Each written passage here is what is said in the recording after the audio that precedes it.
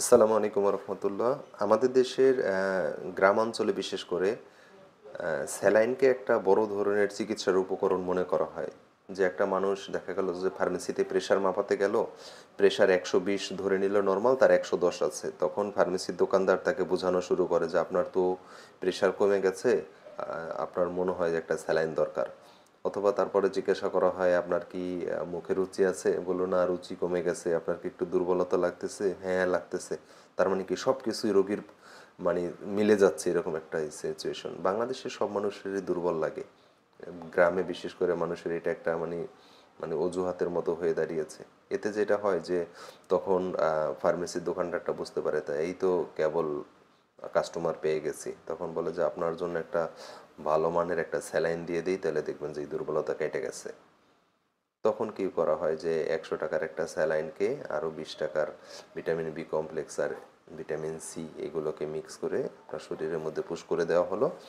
তারপরে বলেন হ্যাঁ আমার এখন খুব ভালো লাগতেছে।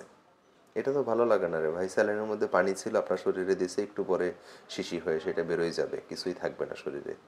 তার মানে 10 মিনিটের জন্য আপনার বডির রক্তের পরিমাণটা একটু বাড়ায় দিল পানি দিয়া, পরে পানিটা প্রস্রাব হয়ে বেরোয় গেল, আপনাকে কোনোই বেনিফিট দিল না। কিন্তু আপনি সেখানে 1,000 থেকে 1,500 টাকা বিল দিয়ে আসলেন।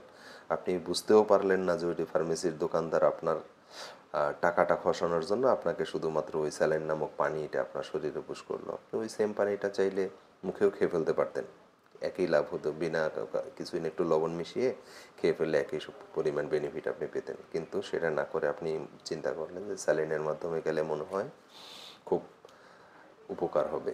আসলে তা না, এটার হিতে বিপরীত হওয়ার সম্ভাবনাই বেশি।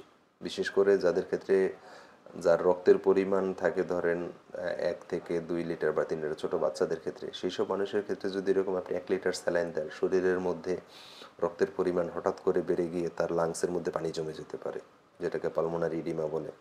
এছাড়াও বয়স্ক মানুষ যাদের হার্ট দুর্বল অথবা যাদের কিডনি দুর্বল, সেই সব মানুষের ক্ষেত্রে যদি আপনি এই স্যালাইন ব্যবহার করেন, তাহলে সেই ক্ষেত্রে দেখা গেল যে এরকম অতিরিক্ত পানির লোড শরীরে নিতে না পারে আপনার লাং এবং কিডনি ফেইলিওর হয়ে যেতে পারে। এটা খুবই ঝুঁকিপূর্ণ একটা কাজ। বলা হয় যে শুধুমাত্র স্যালাইন ইনজেকশনের মাধ্যমে দরকার হয় হলো যেসব মানুষ প্রচণ্ড ডায়রিয়া বা বমি হয়েছে, যে এতটাই আনকনশাস বা এতটাই সে নেতিয়ে পড়ছে যে সে মুখে খেতে পারতেছে না, সেই মানুষকে তার বডির যে ফ্লুইড ভলিউমটা সেটাকে রিস্টোর করার জন্য এরকম আইভি ফ্লুইড বা স্যালাইন দিতে হয়।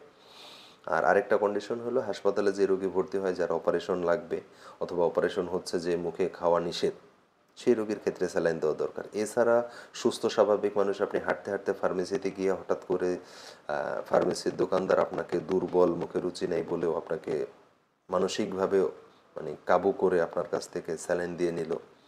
এছাড়াও আমরা অনেকেই দেখেছি যে এরকম শুধুমাত্র লাভের আশায় জ্বর নিয়ে গেছে, তারপরে শ্বাসকষ্ট নিয়ে গেছে, ব্যথা নিয়ে গেছে, যে কোনো কারণেই দেখা গেল যে তাকে কোনোভাবে একটা স্যালাইন দিতেই হবে, কারণ saline is a big business আমার কাছে মনে হয়। সুতরাং আহ, আমি যে দুটো কারণ বললাম, এছাড়া অন্য কোনো কারণে শুধু শুধু স্যালাইন শরীরে পুশ করার মধ্যে কোনো বেনিফিট নাই, বরং সেটা অনেক ক্ষেত্রে মৃত্যু ঝুঁকি পর্যন্ত ডেকে আনতে পারে।